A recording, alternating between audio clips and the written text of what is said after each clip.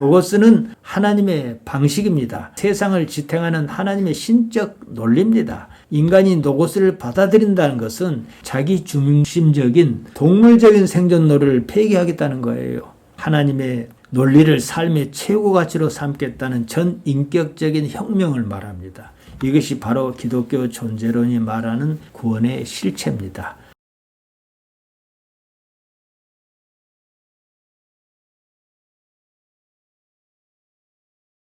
아버지 하나님, 우리가 함께 말씀을 읽었습니다. 이 시간에 아버지께서 우리와 함께 해 주옵소서.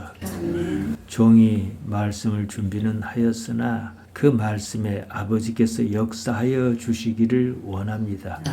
우리의 심령이 열리고 영혼의 세계를 바라보도록 은혜 주시기를 예수님 이름으로 기도하옵나이다. 아멘. 저는 우리 교회에서 수십 년 동안 기독 사상을 논해왔습니다. 예수님의 생각을 읽으려고 애썼습니다. 예수님으로 인간이라는 존재의 문제를 해결할 수 있다고 보았습니다. 인간은 무엇인가? 이것을 생각하지 않을 수가 없습니다. 인간이란 존재가 도대체 무엇이냐는 말입니다. 인간이 동물이냐? 그렇다고 말하기에는 어딘가 모자란 데가 있습니다. 생물학 관점에서 인간은 그저 동물에 지나지 않습니다. 장기는 다른 동물과 크게 다르지 않습니다. 인간의 지능이 다른 동물보다 더 높은 정도입니다. 유물론을 주장하는 사람이 이 관점입니다. 아무리 그래도 인간이 동물이라 하기에는 어딘가 아쉽습니다. 다른 무엇이 있지 싶습니다. 그래서 우리가 예수님을 믿습니다. 이렇게 살다 말 것은 아니라는 거예요. 우리 자연계에서 인간의 존재 위치는 특별합니다. 인간이 동물이라면 인간이 왜 종교를 가지는지 설명할 수가 없어요. 인간이 동물이라고 주장하는 모든 사람이 이 지점에서 말문이 막힙니다. 인간은 동물입니다. 그런데 동물이 아닙니다. 인간은 참으로 이상한 존재입니다.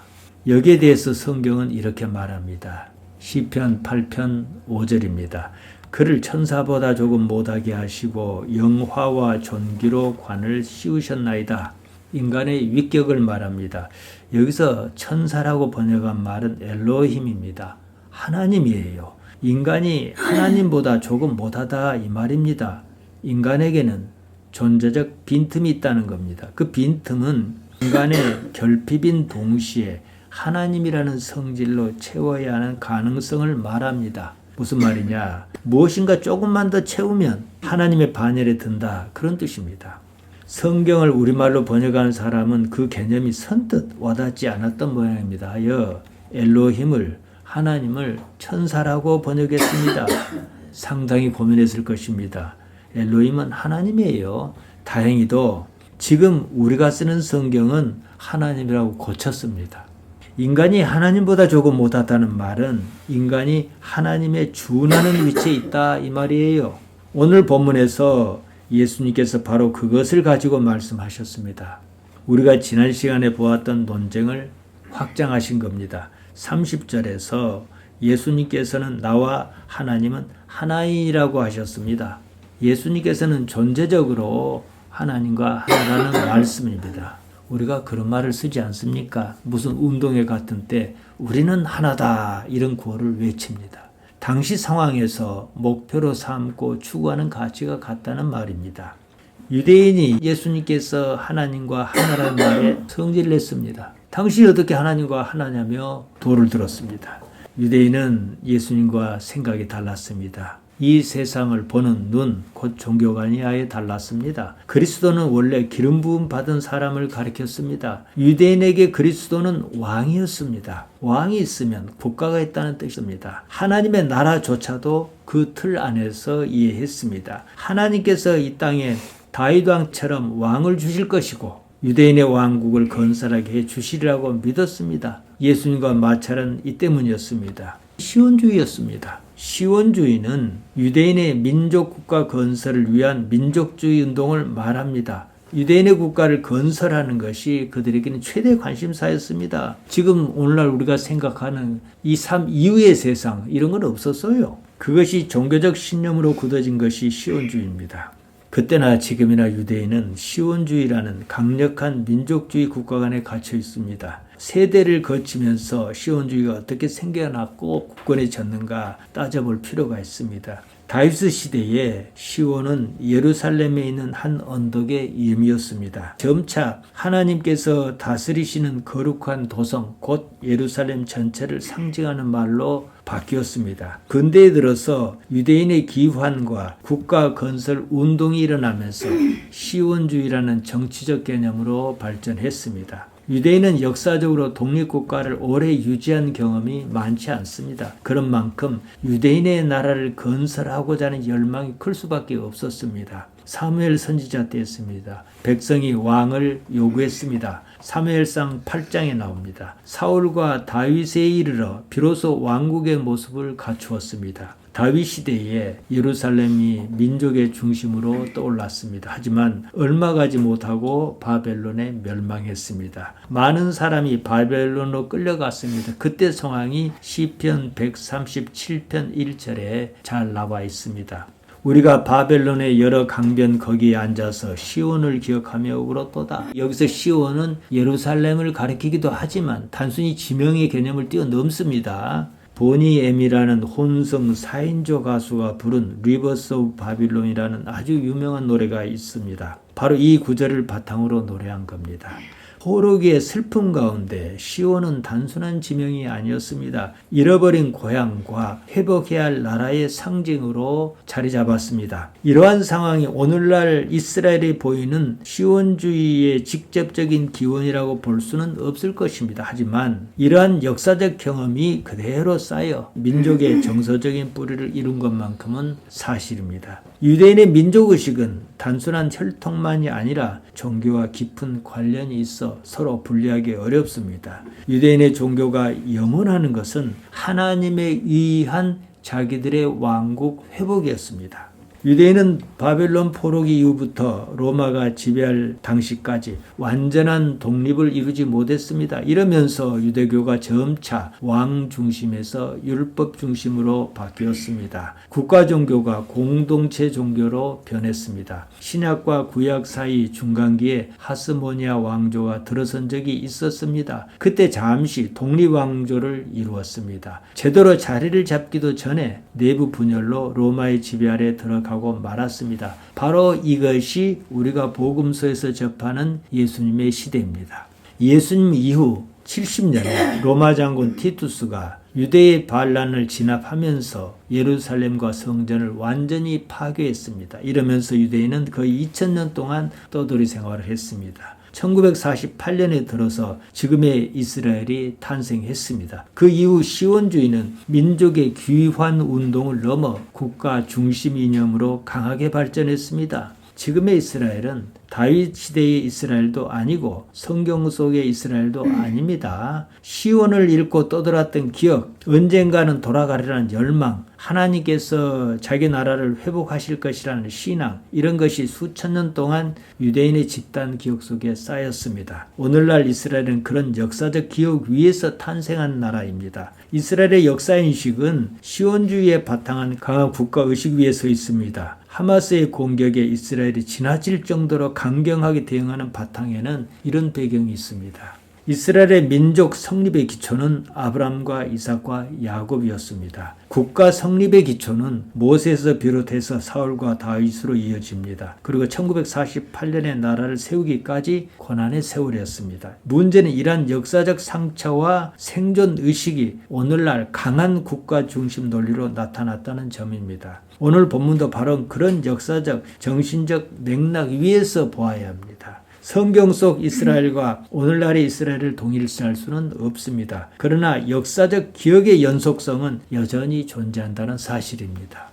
오늘 본문은 단순한 논쟁 장면이 아닙니다. 예수님께서 전하시는 말씀은 유대인의 시온주의에 대한 도전이었습니다. 인간은 무엇인가에 대한 이해 또한 같은 맥락에서 충돌했습니다. 지금 유대인에게 그리스도는 곧 기름 부음 받은 자, 다름 아닌 왕이었습니다. 왕은 곧 국가 존립이었습니다. 예수님께서 말씀하신 나라는 그 나라가 아니었습니다. 그런 상황에서 예수님께서 30절에서 나와 아버지는 하나이니라 이렇게 말씀하신 거예요. 유대인에게 국가는 현실입니다. 하나님은 이상입니다. 그들에게 예수님은 백성을 현혹하는 몽상가였습니다. 예수님께서는 하나라는 말로 헨을 사용하셨습니다. 만약 예수님께서 당신 자신과 하나님을 물리적인 하나의 인격체로 규정하려고 하셨다면 남성형인 헤이스를 사용하셨어야 합니다. 중성형인 헨을 선택하신 것은 두 위격을 구별하면서도 지향하는 가치와 뜻 그리고 존재론적 성질에 있어서는 완전한 일치를 이루고 있음을 천명하셨다는 겁니다. 31절입니다. 유대인이 다시 돌을 들어 예수님을 치려고 했습니다. 인간은 말씀을 받아들일 수도 있고 돌을 들 수도 있습니다. 마음이 없으면 무슨 말씀도 귓가에 들어오지 않습니다. 예수님께서 말씀을 이어가셨습니다. 32절입니다. 예수께서 대답하시되 내가 아버지로 말미암아 여러 가지 선한 일로 너희에게 보였거늘 그 중에 어떤 일로 나를 돌로 치려 하느냐 그러셨습니다. 내 행위를 봐라. 내가 한 일의 사실을 봐라. 내가 무슨 악한 일을 한 게 있느냐. 무슨 그런 일이 있어야 돌로 치든지 말든지 할 것이 아니겠느냐 이 말씀입니다. 그러자 유대인이 말합니다. 거기 앉으세요. 천천히. 33절입니다. 유대인이 대답하되 선한 일로 말미암아 우리가 너를 돌로 치려는 것이 아니라 신성 모독으로 인함이니 내가 사람이 되어 자칭 하나님이라 함이로라. 유대인은 예수님이 하나님을 모독했기 때문에 돌로 치려고 했다고 했습니다. 신성 모독, 블라스페미아입니다. 중상하거나 비방하는 것을 말합니다. 그러니까 유대인은 하나님을 비방했다는 거예요. 사람이면서 자칭 하나님이라고 했다고 했습니다. 하나님과 하나라는 말을 그렇게 받아들였습니다. 유대인은 피조물인 인간이 창조주와 존재적 일체성을 주장하는 것을 용납할 수 없었습니다. 하나님을 모독하는 행위였습니다. 예수님께서 하나라고 하신 말씀은 추상적인 관념이 아니었습니다. 아버지의 이 일을 이 땅의 현실 속에서 그대로 구현하는 행위를 통해 입증하는 실제였습니다. 예수님께서는 이 일체성의 원리를 당신 자신에게만 국한하지 않으셨습니다. 성경에서 근거를 찾아 모든 인간이 도달해야 할 존재적 지향점으로 확장하셨습니다. 앞서도 말씀드렸습니다. 유대인은 예수님께서 30절에서 말씀하신 것을 문제 삼았습니다. 원문을 보면 에고 카이호 파테르 헨 에스멘이라고 했습니다. 나와 아버지는 물리적으로 일치한 한 몸이란 뜻이 아니에요. 존재적으로 하나다 이 말씀이에요. 유대인이 그 말을 몰랐을 리가 없습니다. 용납하지 않았습니다. 내가 어찌 하나님이냐 이렇게 따졌습니다. 예수님께서 물러서지 않으셨습니다. 그들이 잘 알고 있는 구약 성경을 가져다 말씀하셨어요. 34절입니다. 예수께서 이르시되 너희 율법에 기록된 바 내가 너희를 신이라 하였노라 하지 아니하였느냐. 시편 82편 6절을 인용하여 말씀하신 것입니다. 거기에 보면 이렇습니다. 내가 말하기를 너희는 신들이며 다 지존자의 아들들이라 하였으나 신들 엘로힘입니다. 하나님이에요. 하나님을 가리키는 엘로하우가 복수로 쓰였습니다. 34절의 본문에서는 데오이라고 했습니다. 마찬가지로 하나님을 가리키는 데오스가 복수로 쓰였습니다. 지존자 엘륜입니다. 가장 높다는 뜻입니다. 하나님을 일컫는 말입니다. 구약 성경에서 하나님을 가리키는 말은 대개 복수 형태로 엘로힘으로 쓰입니다. 하나님을 어째서 단수로 쓰지 않고 복수로 쓰는지에 대해서는 구체적으로 설명하는 데는 없어요. 그럼에도 복수 형태의 표현이 성경 여기저기에서 나타납니다. 창세기 1장 26절에 보면 하나님께서 인간을 창조하실 때였습니다. 우리의 형상을 따라 우리의 모양대로 우리가 사람을 만들고 이걸 문장 그대로 보세요. 하나님이 여러 명 한 집단인 것처럼 보이지 않습니까? 때문에 저는 이 부분을 조금 다르게 이해합니다. 하나님은 하나 혹은 둘 이런 식으로 나눌 수 없는 존재라는 거예요.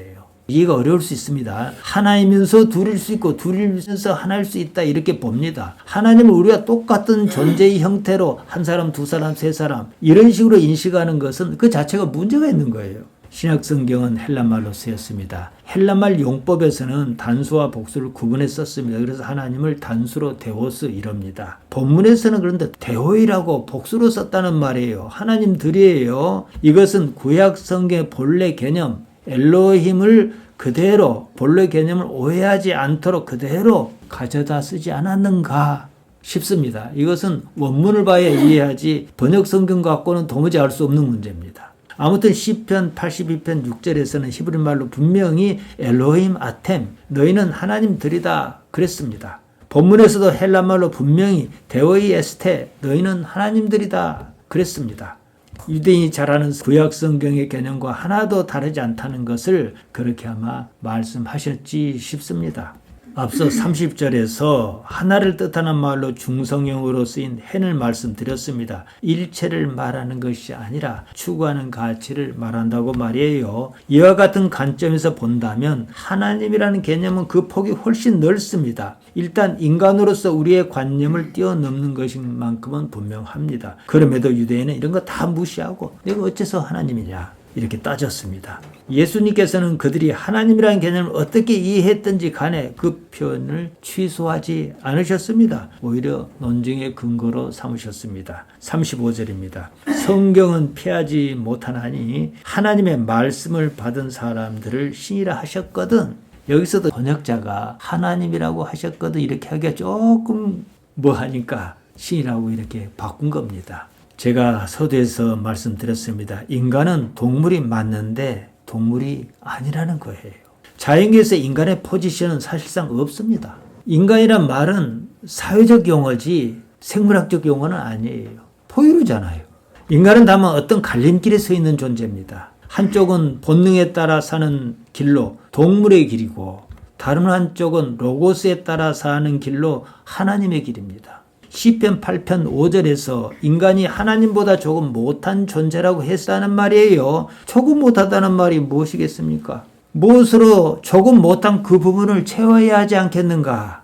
이 말이지요. 하나님의 로고스로 채워야 한다는 거지요. 그로써 완전체로 나아가야 한다 이 말입니다. 로고스를 보통 말씀이라고 번역합니다. 말씀이란 말은 그 의미를 충분히 담아내지 못합니다. 하나님의 로고스라 하면 하나님의 이치, 섭리, 의지, 논리 같은 것입니다. 그냥 하나님의 논리다 이렇게 생각하시는 것이 이해가 훨씬 빠릅니다. 다시 말해 하나님의 논리를 이 삶에서 최고 가치로 삼는 사람이 있다면 그가 하나님이다. 하나님이라는 커다란 울타리 안에 든 사람이다 이 말씀이에요. 우리가 흔히 쓰는 구원이라는 말이 이겁니다. 천국이 그러한 세계 아닙니까? 천국이라는 물리적 어떤 공간이 있다면 그 공간 자체가 아니라 천국을 형성하고 있는 그 성질, 그 인격체의 집단 자체 이렇게 생각하시는 게 맞습니다. 이런 세상이 다는 아니라는 인식을 우리가 가질 수밖에 없습니다. 예수님께서 십자가를 지셨습니다. 바로 이 문제였습니다. 십자가를 지는 것은 예수님 자신의 바라는 바가 아니었습니다. 십자가는 아버지께서 원하시는 것이었습니다. 겟세마네 동산의 기도입니다. 마가복음 14장 36절이 이렇게 나옵니다. 이르시되 아버지여 아버지께는 모든 것이 가능하오니 이 잔을 내게서 옮기시옵소서. 그러나 나의 원대로 마옵시고 아버지의 원대로 하옵소서. 이렇게 기도하셨습니다. 그러니까 아버지의 원과 나의 원은 달랐다는 얘기예요. 그런데 어찌 못 해보겠습니까? 나의 원을 포기했다. 이 말씀입니다. 당신 자신이 사라졌습니다. 아버지만 남았습니다. 아버지와 hen 하나를 이루셨습니다. 우리 기독신앙은 이 문제입니다. 나의 뜻을 이루는 것이 아니에요. 아버지의 뜻을 이룸으로 그 세계, 하나님이라고 통칭할 수 있는 그 세계에 들어가겠다는 거예요. 예수님께서 가르쳐 주신 주기도문이 무엇을 말합니까? 그 나라가 임하게 해달라는 것이 아니겠습니까? 우리가 지금 사는 육체로 사는 이 땅에서 그 나라를 맛보기로 적어도 알고 추구해라 이 말씀입니다. 다시 말해 인간이 하나님이라는 근거는 하나님의 로고스를 받았다는 데 있습니다. 로고스는 하나님의 논리입니다. 하나님의 방식입니다. 그것은 세상을 지탱하는 하나님의 신적 논리입니다. 인간이 로고스를 받아들인다는 것은 자기 중심적인 동물적인 생존론을 폐기하겠다는 거예요. 바로 하나님의 논리를 삶의 최고 가치로 삼겠다는 전 인격적인 혁명을 말합니다. 이것이 바로 기독교 존재론이 말하는 구원의 실체입니다. 사도 바울이 고린도전서 1장 18절에서 말했습니다. 호 로고스 가르 호 투스 타우르, 십자가의 로고스라고 정의했습니다. 우리가 가진 성경은 로고스를 도라고 번역했습니다. 세상의 논리로 볼 때 십자가는 어리석은 패배에 불과합니다. 하나님의 논리 안에서 십자가는 죽음을 이기는 존재의 능력이라는 말이에요. 예수님께서 겟세마네에서 나의 원대로 마옵시고 아버지의 원대로 하옵소서라고 기도하셨습니다. 그리고 십자가를 지셨습니다. 당신 자신의 개별적인 논리를 버리고 하나님의 로고스와 완벽하게 한 하나를 이루셨습니다. 하나님께서 원하시는 그 가치를 추구하시는 것, 이게 일치, 한 하나예요. 이처럼 인간은 자기 부인을 통해 하나님의 논리를 수용해야만 하는 이유가 있습니다. 마가복음 8장 34절에서 자기를 부인하라고 말씀하신 것은 이 때문이에요. 이로써 인간이 생물학적 본성으로부터 해방해서 하나님의 생명으로 참여하게 만드는 유일한 기제이기 때문입니다. 예수님께서 말씀을 이어가셨습니다. 36절입니다. 하물며 아버지께서 거룩하게 하사 세상에 보내신 자가 나는 하나님의 아들이라 하는 것으로 너희가 어찌 신성 모독이라 하느냐. 아버지께서 거룩하게 하사 세상에 보내신 자, 예수님께서는 당신 자신을 하나님의 로고스를 받아들인 인간과 다른 존재로 말하지 않으셨습니다. 오히려 그 흐름의 절정으로 나타내셨습니다. 나는 하나님의 아들이다. 히오스 투 데우 에이미, 하나님께서 보내신 자이기 때문에 하나님의 아들이란 말이에요. 우리가 하나님을 아버지라 부르지 않습니까? 그럼 우리는 하나님의 딸이든지 하나님의 아들이든지 그럴 것 아니겠습니까? 같은 맥락이에요. 그러니까 하나님께서 나를 택하셨다는 인식이 있어야 하는 거예요.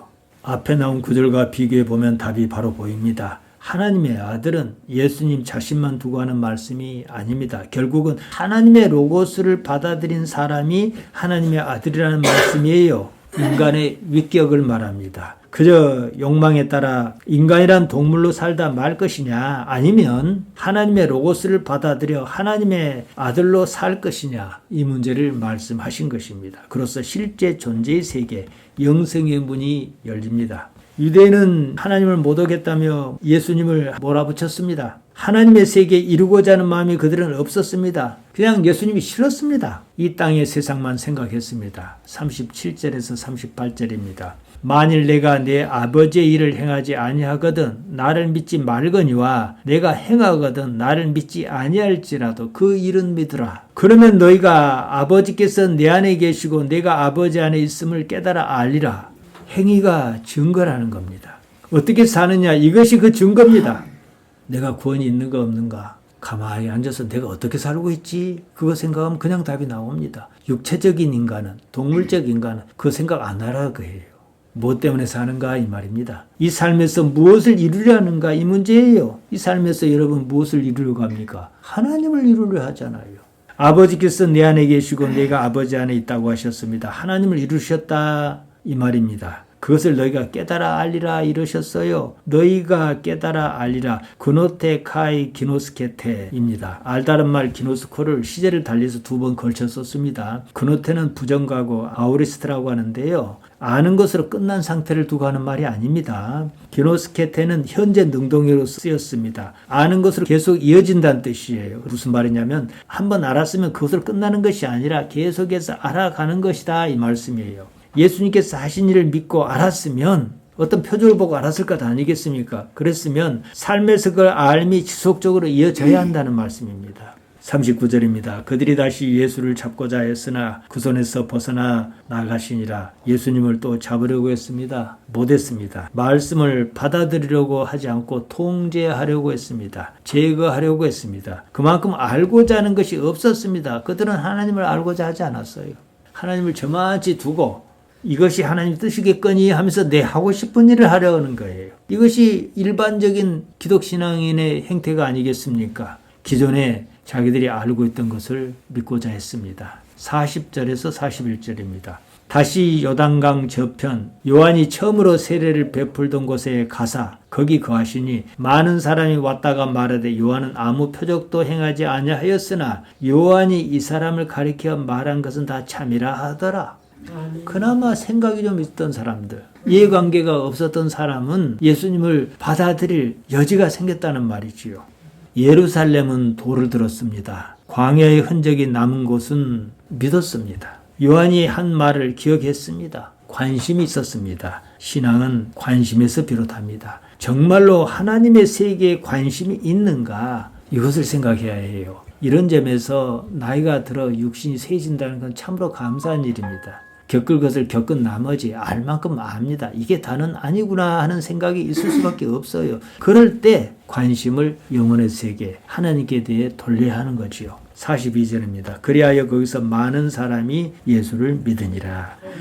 예수님과 유대인 사이에 충돌이 있었습니다. 그러는 중에도 믿을 사람은 믿었습니다. 이것이 당시의 나사렛 그분의 존재 가치였습니다. 예수님은 하나님의 말씀이었습니다. 당신께서는 하나님의 논리에 따라 사셨습니다. 그것이 말씀이었습니다. 그러면 우리도 말씀이어야 해요. 하나님의 로고스를 받아들이는 인간, 그것이 인간의 조건이며 존재의 자리입니다. 인간은 동물이 아닙니다. 정확하게 말하자면 동물과 같은 방식으로 태어나기는 했으나 동물로 환원할 수는 없는 존재라는 거예요. 그런데 어떤 이는 동물과 같은 방식으로 태어나 뭐가 좀 있으려니 하다가 도로 동물의 모습으로 죽어요.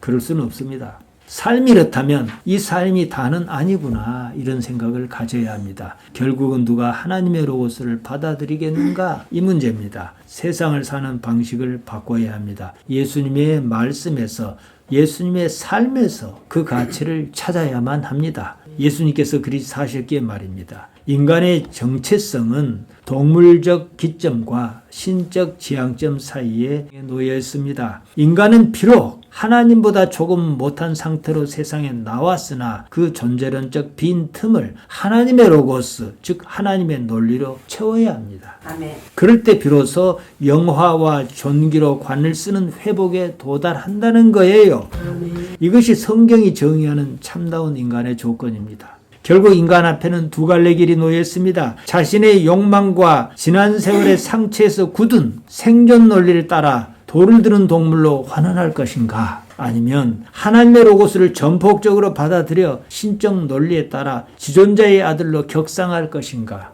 선택해야 합니다. 단순히 생물학적 생존을 영위하다 사라지는 포유류의 길을 거부하고 자기 부인을 통해 신적 위격에 참여하는 실존적 결단을 해야 합니다.